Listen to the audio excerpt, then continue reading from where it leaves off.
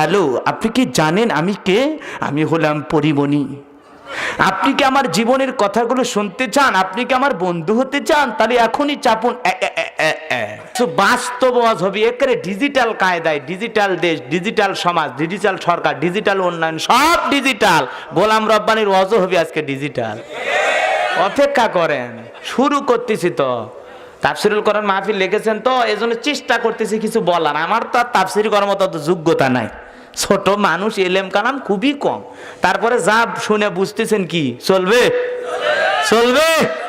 কারা কারা চলবে হাত তোলেন তো আর একবার। লিল্লাহে তাকবীর, হাত নামান। এইবার কার চলবে না? তাই এক চাপুন। সবারই চলবে। এক চাপুন দুই চাপুন মানে বোঝেন না? হ্যাঁ, এইলে মোবাইল আছে না নাই?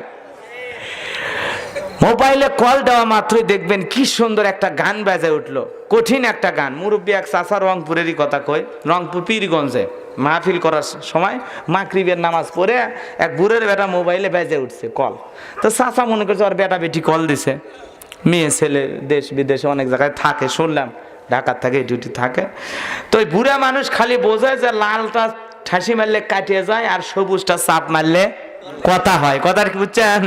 তো এই 4,000 5,000 থেকে যে কল দেয় লুচ্চা বদমাইশেরা, ওরা কল দেছে, চাচা যেই কলে ঠাসি মারছে আর সাথে সাথে বলতেছে এক বিন্দু ভালোবাসা দাও, আমি এক সিন্ধু হৃদয় দেব।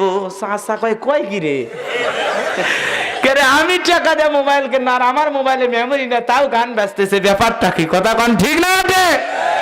আজকে সমাজের মধ্যে বাস্তবতা চাই। আপনি গান না শুনতে চাইলে ওই অফিস থেকে শুনাই গান। আপনি যদি এই সুন্দর ওয়েলকাম টিউনটা সেভ করতে চান তাহলে এখনই 5,000-এ কল করুন। ওরে বাচ্চা, কত ধরনের কল আসে মোবাইলে, মাথা খারাপ হয়ে যায়।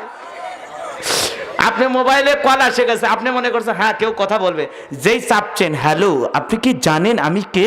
আমি হলাম পরিমণি। আপনি কি আমার জীবনের কথাগুলো শুনতে চান? আপনি কি আমার বন্ধু হতে চান? তাহলে এখনই চাপুন কথা কোন।